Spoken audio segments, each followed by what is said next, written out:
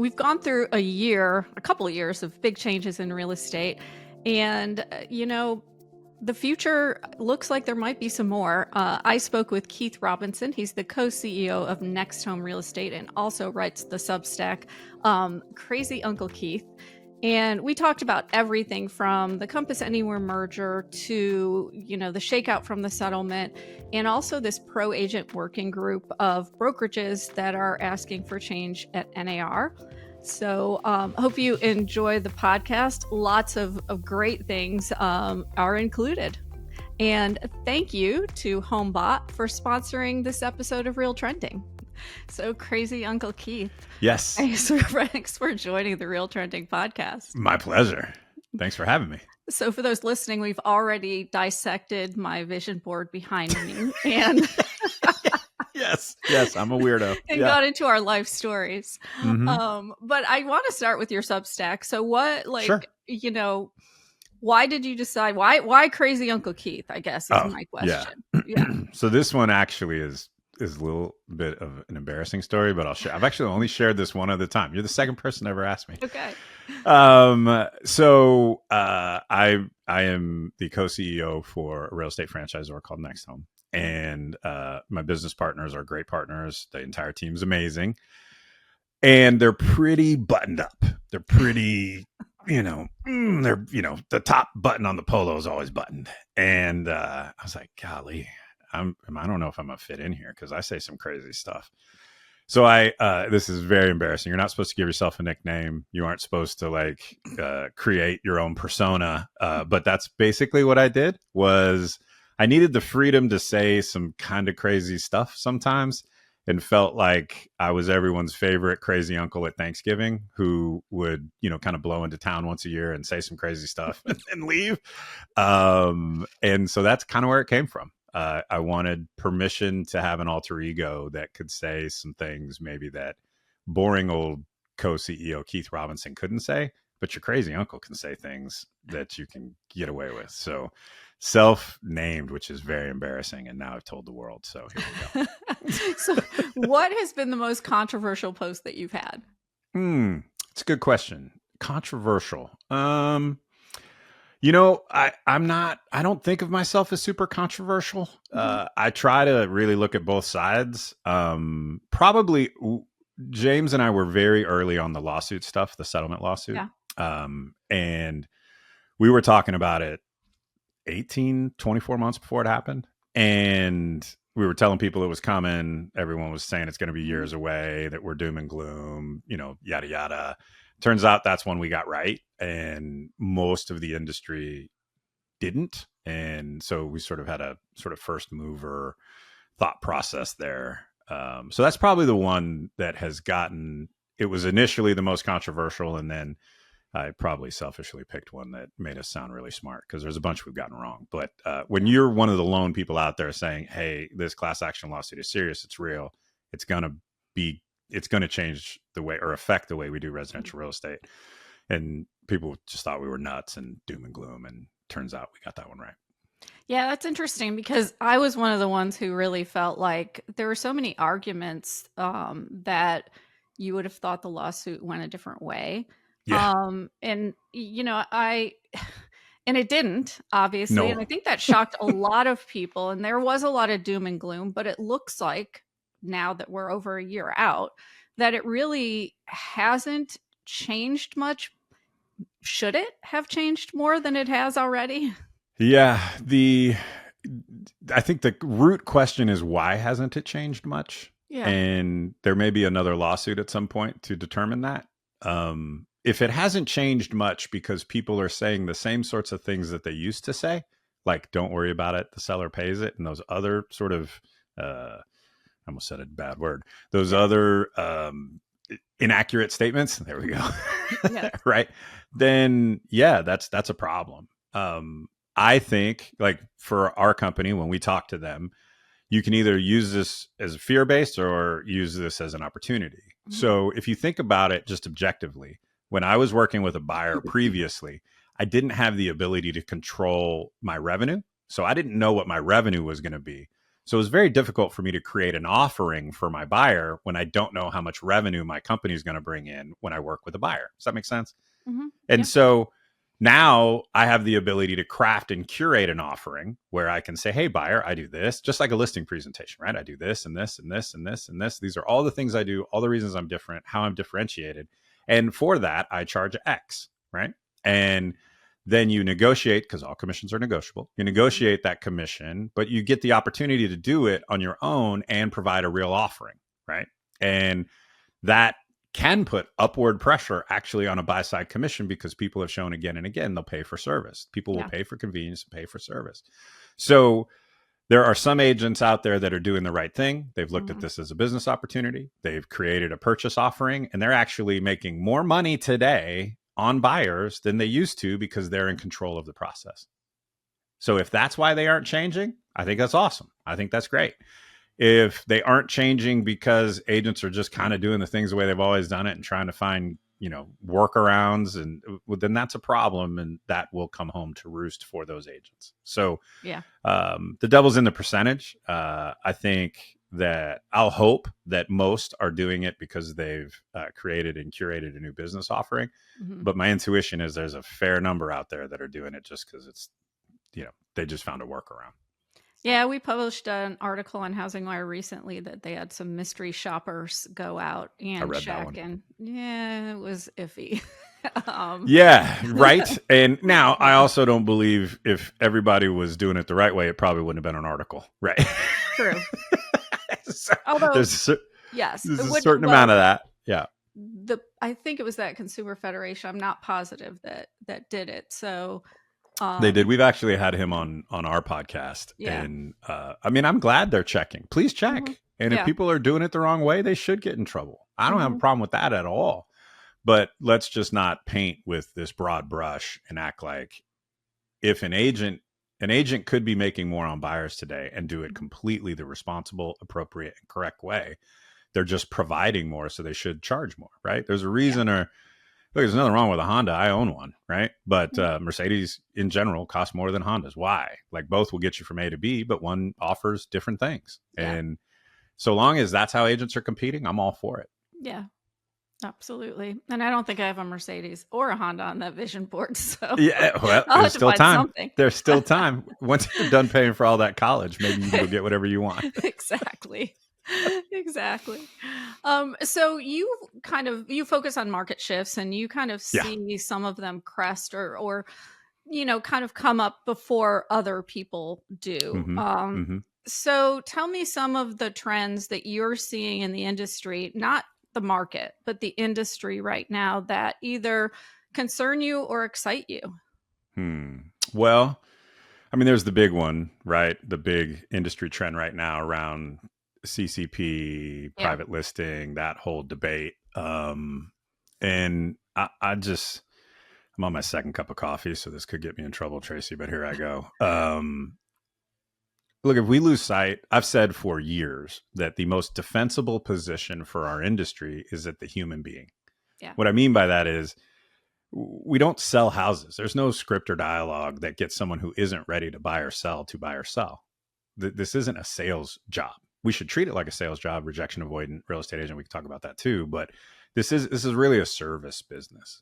We just happen to monetize the sale of a home for the service that we provide. And we cannot lose sight of the human being in the transaction. And if we do that, then I worry tremendously about our industry. And so for the agents and companies that are trying to make it harder for the human being who wants to buy a house to see what is for sale, that's a problem. Mm-hmm. That is not what we should be doing. We are not thinking about the best interests of the human being in the process. And I know the other side of it would be, well, what about the human being who's selling the home? Shouldn't they have choice? Sure. Yeah. Let me see how you're disclosing it, and then I can tell you how I feel about it.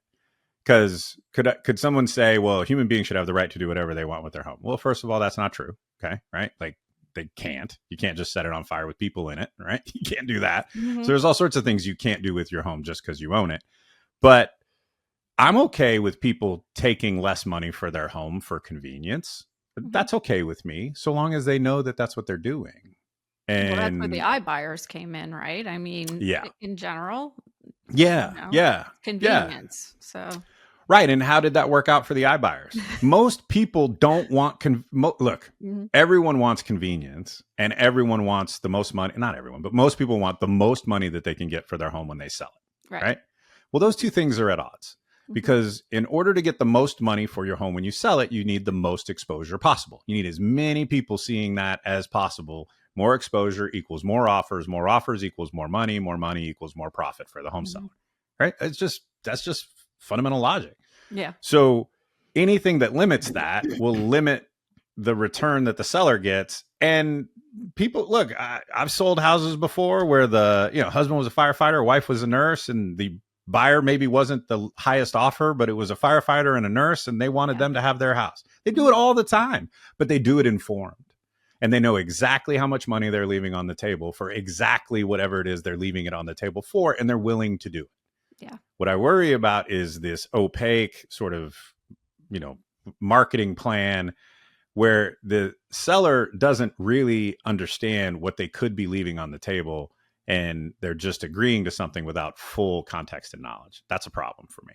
And if we lose sight of the human being in the transaction, then we're in trouble as an industry.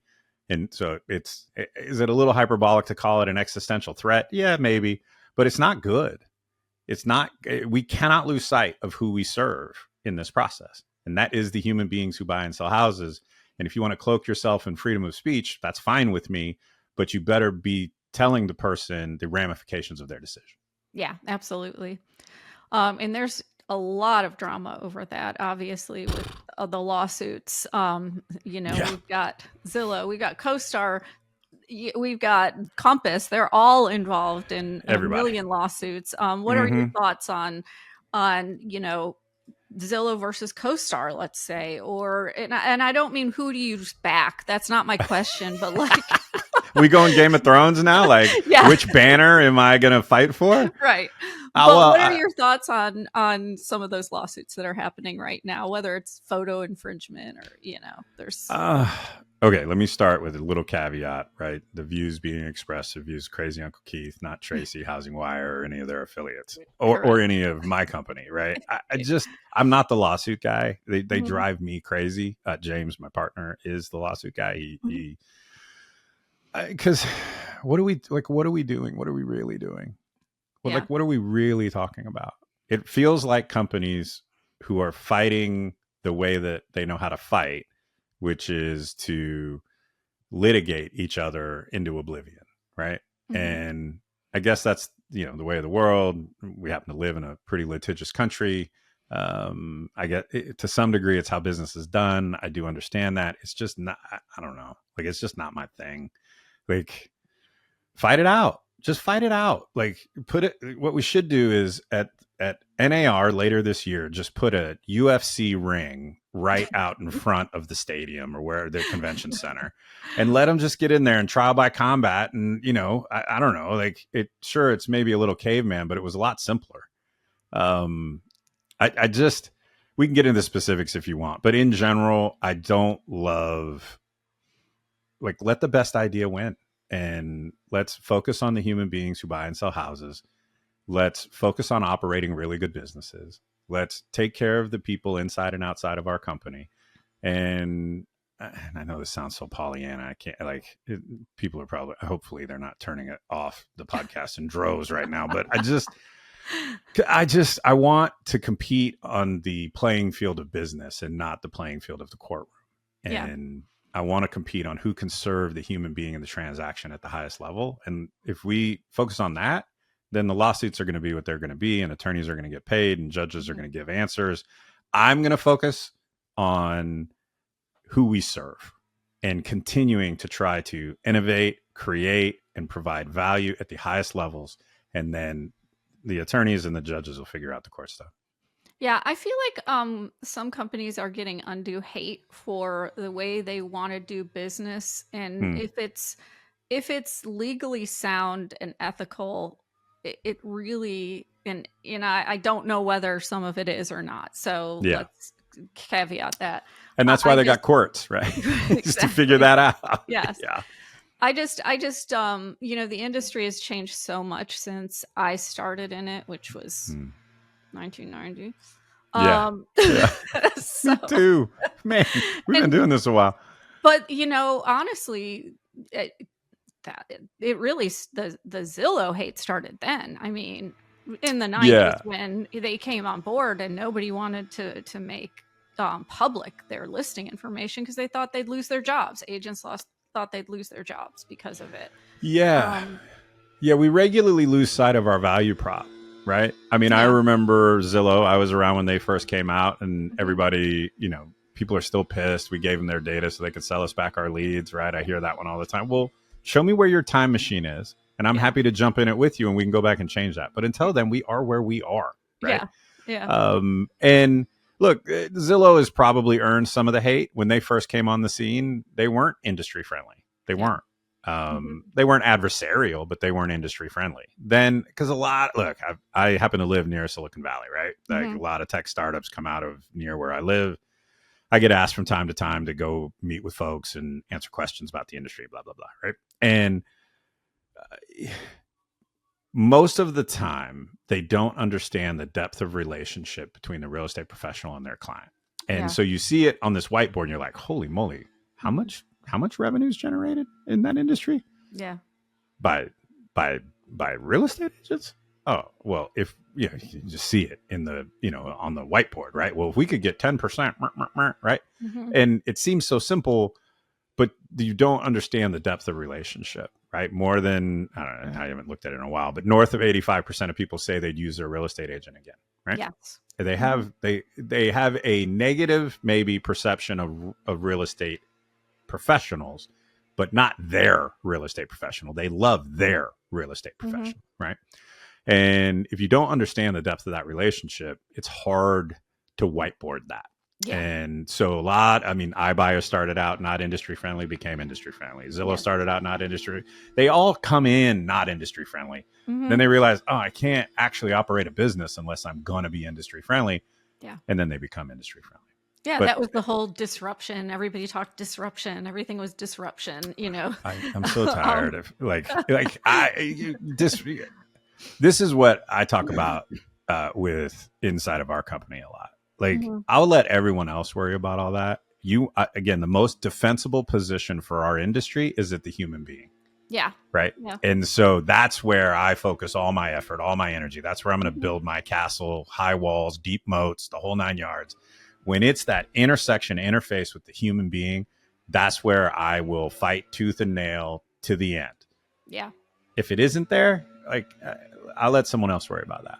Yeah. I'll let someone else worry about that. So, but yeah, I mean, many times when these companies come into the industry, they just don't understand the depth of relationship. They underweight it, and then they realize that that's going to be a problem for them in their future.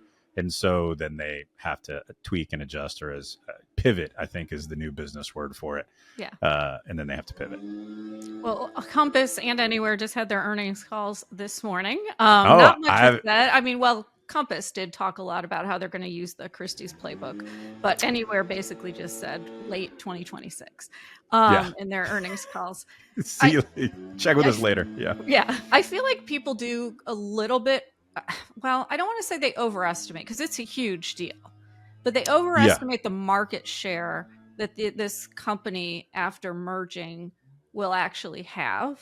You say they overestimate or underestimate? I think they overestimate it. I think it's between 12 and 15% is what we figured out, which is a lot, obviously, but I don't feel like people understand how fractured the market share really is. Do I have permission just to push back a little on that? Sure, go ahead. Okay. So while I agree with you, when you look at the national stats, it's probably so. I've seen 15, 20, 17, 18, right? And that's accurate. That's not inaccurate. But that's the average. Right. So that means there are some where it's 30 and 40. Big cities, for sure. Yes. Yeah. Which is where a lot of the transactions are done, right? I think most of the ones I've seen, that's on unit count, not on sales volume. So it'd be interesting to see it run on sales volume. Yeah. And most importantly, again, for your listeners, if you're tired of hearing this, I apologize, but it is my mantra. In a market where 30 to 40% of the listings can't be seen by a home buyer, well, that's a problem. for the Yeah. human being who wants to buy a house, who is all I lose sleep over and care about, right? I care about Mhm. my agents and human beings who buy and sell houses. That's it. Yeah. And so while you're right in that 15%, I think that doesn't really elucidate the problem. The problem isn't when it's, 10%, 8%, 7%, which will be many markets across the US. But there will also be many markets where it's 30 and 40. And when a human being who wants to find the home that they want to buy can't see a third of the available inventory, they are not going to like that experience, and we will have a problem as Yeah. an industry because we're losing sight of those humans. It'll be interesting what regulatory changes, if any. I mean, I know with the Christie's merger, they had to give up a big California office. Yeah. Some Remax took over some offices. They're You mean from a yes, monopolistic standpoint? yes, correct. Yeah. Yeah. Yeah, So but yes, they're going to have to shave off some of the edges, but I don't think this is an administration that is going to be too combative right. around this. So, Yeah. yes, they will shave off some of the bumps, but for the most part, I don't think that the government is going to block this deal. Well, I don't think so either. And I also am wondering whether they really will force them to do anything as far Yeah. as any of the markets that they're in where they have huge market share. So that'll be really interesting. It will be. My hedge is on that they won't Yeah. do much, Yeah. right? And I'm a mostly free market guy, so Hmm. to some degree, I'm situationally okay with that. I just think that there's gonna be cities where it's a different issue, right? Yeah. And in those cities, that's where it will be a problem. Yeah. And so what are your thoughts on how this merger will kind of change the industry? Yeah. We did see, I mean, the Apollo Realogy Hmm. transaction was huge. I Yeah. think that's still the biggest sale Yeah. to date, Yeah. but a little bit different. So how do you see this possibly changing the industry or impacting maybe even independents or, Yeah. boutique brokerage firms? Uh, I think it's Dickens. Charles Dickens. It's the best of times. It was the worst of times. So Hmm. this really, I think, is going to be a tale of two cities. It's either going to go one way or the other way, Hmm. and one is a non-event. And I'll just do that one really fast. Turns out this is a non-event. Not a ton changes. We're pretty much doing what we've been doing for decades. No big deal. I do think, unfortunately, I think that's not as likely Yeah. because what is possible, I don't know about probable, but it is possible that this turns into a arms race for listings. Because I don't love this analogy because, Hmm. look, we're talking about real estate, not war. We're talking about, homes being sold, not nuclear bombs, right? But Yes. Hmm. just to have an analogy to play with, if it is this sort of nuclear arms race where everyone decides the only way to compete is to go private listings, which I think is a mistake, Hmm. as I've clearly articulated. But if that's the direction, well, then everybody's got to play that game. And if everybody has to play that game, it becomes about getting big fast. And I Hmm. think you either need to be really big Yep. or really small. Agreed. And the middle is what's going to get beat up, right? Yeah. So I think there will always be a space for the 15, 20 agent office in town, mostly full of people who make a full-time living selling real estate, who are good at what they do, and they're sort of band together and they're servicing that local community at a really high level. Sure, they're going to have to maybe do some things to find out where some of these available listings are, Hmm. like drive by the office and get the book. I guess that's been discussed. Like, Yeah. that's crazy to me. Like, talk about regression. Hmm. Um, but they'll figure it out, and you can be small and successful, Yeah. or you got to be big. And I don't mean big like 200 agent office Hmm. big. I mean big like percentage of listing market share big. Yeah, I mean, Steve Murray predicted that years ago. He wrote a whole book about it. I can't Yeah. remember his game plan or game something. He wrote Yeah. 2 books, so it was Yeah. in one of Yeah. those books, and I edited part of that, so I Oh, know it you was in did? there. Thank Yeah. you for your service. Thank you for your service. Well, I Yeah. came over from Real Trends to HousingWire with the Oh, okay. acquisition, so yeah. Oh, okay. So I Yeah, I worked didn't with know that. Steve for many, many Nice. years. Yes. One of my favorite humans. One of my Yep, favorite humans. He's a great guy. absolutely. Yeah. Um, So if it is that, mhm, it's the consolidation. It's people are banding together. It is. I know. yeah, I actually wrote about this in my Substack, and you mhm, referenced it earlier. But it's a little Game of Thronesy, right? yeah, You've got to pick which side you believe. Are mhm, you the private listing network team, or are you the? This is leading language, but are you the focused on the consumer team? That's my interpretation of it, right? yeah, And so I know what team I'm on, but everyone's going to have to decide if it mhm, goes that route, which is possible. If it goes that route, everyone's going to have to decide yeah, and pick a banner and get behind that banner, and it's time to go to work. yeah.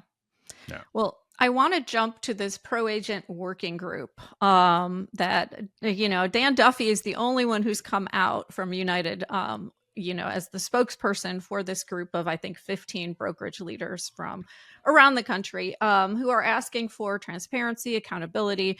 We've done a 2-part series on it now, where our real estate reporter had an in-depth interview with Dan. The one that really specifically caught me is that just transparency over what they're paying officers, volunteer leadership, or even the CEO of NAR, and wanting more Hmm. transparency around what they're using the money for, I guess Sure. you would say. Yeah. So what are your thoughts on that? And do you think they can make an impact? Yeah, I'll do the impact first. Yes. I think that you've got a pretty big group of influencers, right? Mm-hmm. And people with an agent count behind them asking for some things. Mm-hmm. And so yes, I think they can have some influence. I also think NAR is already migrating that direction. If I Yeah. look at what Nikea and her team are doing, they that's been a common cry for Mm-hmm. a long time, right? And I think it's okay that Dan and that crew are putting their voice behind it. Mm-hmm. And I also think that's the direction that NAR was heading Mm-hmm. already. They've got their new strategic plan that's supposed to come out soon. Yeah. NAR is coming up at the end of the month or middle end of the month. And my intuition is that that'll all get rolled out then. So we'll get some more insight. But no, would anyone come on here and be like, nah, we need less transparency, right? Right. Like, yeah, no Mm-hmm. one's going to say that. Yeah. I do think that uh, asking for more insight is good. I Mm-hmm. think NAR understands that that's something that they have struggled with and are willing and open to providing. And I think what's the sunshine is the best way to burn off the impurities, right? Mm-hmm. Like, yeah, I don't it some of that depends on how you're wielding the spotlight, right? Yeah. Like, are you really trying to just see what's going on, Mm-hmm. or are you trying, or you ever watch a documentary where it's really obvious that they had a particular point they were trying to make? Mm-hmm. Well, those are my least favorite documentaries. I like someone to provide me the information and I will figure it out on my own, right? Yeah. And so are they approaching this because they really just want some transparency and want to understand where the money's being spent, or are Mm-hmm. they doing it because there's some ulterior motive in there already? And knowing Dan and who he is, Mm-hmm. my intuition is it's the first one, not the second one. Yeah. He just wants to know, that group just wants to know, what are you guys doing with all that loot? Yeah. Oh, I think that's a very fair question. I think it's Yeah. a very fair question. Yeah. Yeah, absolutely. I just think that Nakia was on stage at the gathering last year. I was very impressed with her. And I really felt like she not only said the right things, but I've seen the actions to back it up, and some Yeah. of the things she's done, from, a brand new leadership team in-house, and kind of cutting operations costs and some of those things as well, which are, small, maybe big. It depends on who you got in and where you go, but Well, I and am impressed with her. I am too. Look, she's spent a year going to just about everything Yes. and answering just about every question, Mm-hmm. even the hard ones, in Yeah. front of anyone who will listen. And I mean, that's leadership 101, right? Yeah. Like, I'm going to get on the road. I think she called it her listening tour. Yeah. I'm going to just listen a lot. Mm-hmm. And I think she's got a good sense of who she is and what she can and can't do Mm-hmm. as a leader, and is anchoring into what she can influence and impact. Will it Yeah. work? I don't know. Right. Yeah. Like, I miss all the time as a leader. I try stuff that doesn't work all the time. Just ask my agents. Yeah. But, yeah. So I've been impressed. I've been Mm-hmm. impressed. I think it's okay if there are some folks who still have a little more wait and see attitude. That's fine. Mm-hmm. Trust is earned. It's not given. Right. But from the work that I've seen her do, she has earned my trust, Yeah, absolutely. And I and her whole know team. that she's impacted the state associations too. I know for the first time, Florida Realtors did a whole round the state broker roundtables where they Yeah. met with brokers around the state and talked to them. And I think they're making it like an every year thing now, and learned quite a bit from it. So I respect anybody who will go into the room and just take the bullets. yeah. And just, I'm here right in front of you. What do you tell me? I want to Mhm. hear it. You don't have to sugarcoat it. I got broad shoulders. I could take it. Mhm. And she did that time and time and time and time again. And Yes, then she did. now we're going to find out what the strategic plan is. And then I can tell you if I agree with that or not. And then Yeah. we'll see how she executes on that strategic plan. And I can give you Mhm. my opinion on that. But as far as like I don't know, we just had the World Series, right? So like, as far Yes. as like the first couple of innings, Mhm. I really, what more could you have wanted or expected? Right. Yeah. I think she's done a great job. Yeah. And I'm Well, optimistic about the future as well. Well, good. I Yeah. am too. I've always been a fan of the Realtor organization, personally, but I also worked for Florida Realtors for Well, many, and many they've years. look, So, NAR earned some of the rocks. Like, they gave Mhm. the people the rocks to throw at them, right? Right. So like, it's been earned. Mhm. But are you changing? Are you trying? Are you Yeah. getting better? Right? Yeah. And my observation is that they are. Yeah. And also too, like, as an industry, I don't know. We've actually talked to her about this. She was on our Mhm. podcast over a year ago now. But Yep. the advocacy part, Mhm. even if just all they got, like, hey, if you're listening and you're in the real estate industry and you enjoy being a 1099 independent contractor, you should lovingly send that check to NAR every single year, because you Mhm. don't think that they're trying to figure out how to remove that status from the residential real estate professional so they can get more tax dollars. Yeah, every time they want to try to take that away, and every time we win, because they lobby really Mhm. well. Like, if you just took the advocacy work alone, that's probably worth what it costs the average real estate professional. Absolutely. Absolutely. All right. I'm going to ask you one more longer Okay. form question, and Ooh. then I'm going to go into some like bonus round, lightning Rapid round fire. questions. Yeah. Okay. So, All yeah. right. Okay. Let me sip my coffee so I'm really ready. Go. All right. I think it was one in your Substack. You said the market feels like it's waking up as mortgage rates ease. Yeah. So Mhm. what are you looking at, and how are you advising agents to respond? Great question. Okay. So last year, this is going to take a while. You said long form, so brace Yeah, yourself. that's fine. I'm not an economist, Mhm. but I am an economics nerd. And by the way, I really enjoyed the economic summit that you all put on. I Yeah, thought it was great. phenomenal. I Yeah. will be there every year. Keep doing it, please, We're doing another one in because February. So I will be there. It was yeah. awesome. Last year in 2024. We had about a 90-day period where rates got below 6.5 and stayed there. Actually, Mhm. Logan's talked about this time and Yep. time again. So Yep. any of your listeners, this is probably retread ground for them. And buyers came back into the marketplace. So I said, well, there's a hint, right? When Mhm. rates get below 6.5, and when rates stay there for an extended period of time, minimum 60 to 90 days, and I can explain why, then buyers come back into the marketplace. And when buyers come back into the marketplace, it sort of starts to unlock everything.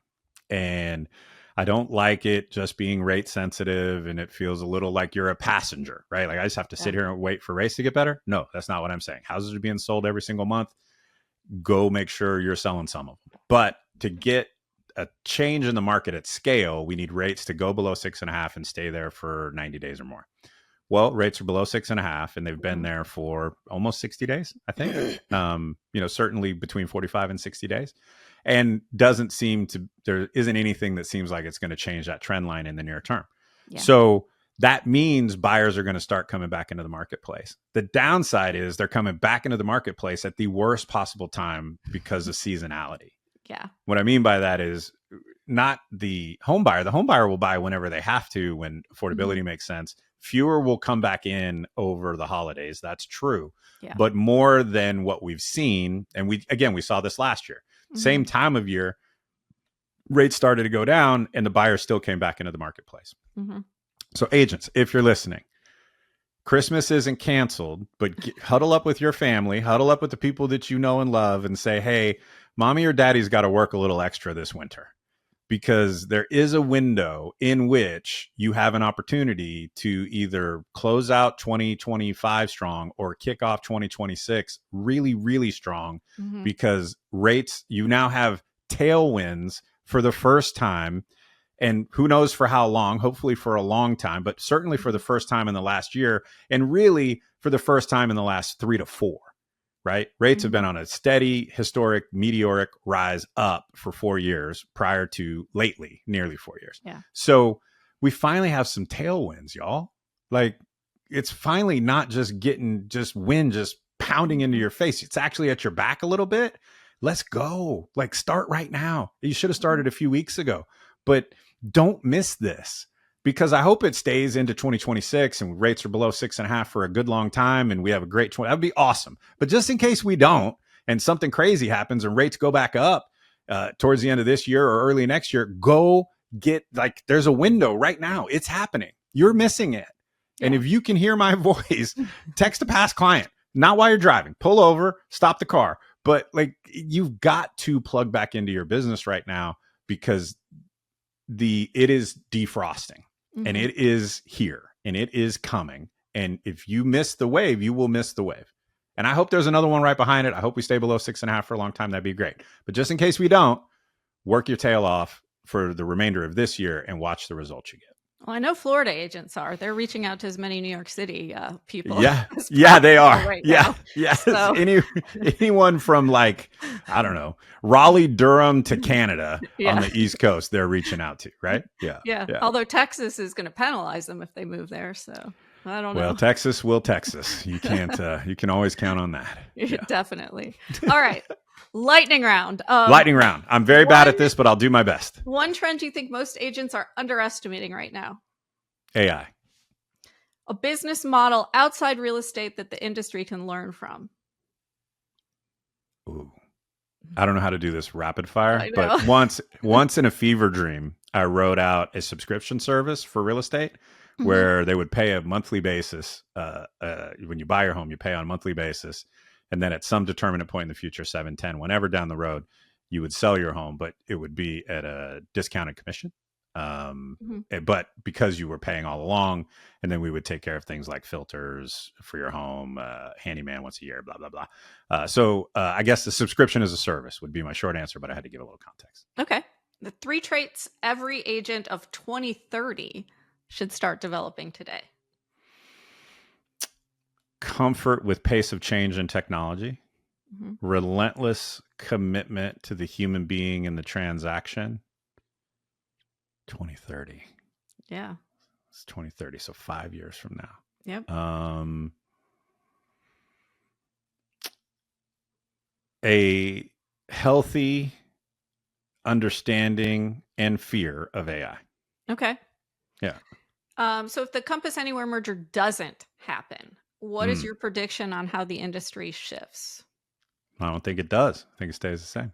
Okay. And your favorite real estate metric to track each month and why? For us, it's per agent productivity. Okay. That's what we are hyper focused on. For my business owners, it's profitability. But for an individual, for the 2 things that I look at are profitability of my franchise owners, and then per agent productivity for our company. If I get those 2 right, everything else take care of itself. That's the truth. Well, Keith, thank you so much for joining RealTrending. I appreciate having you on.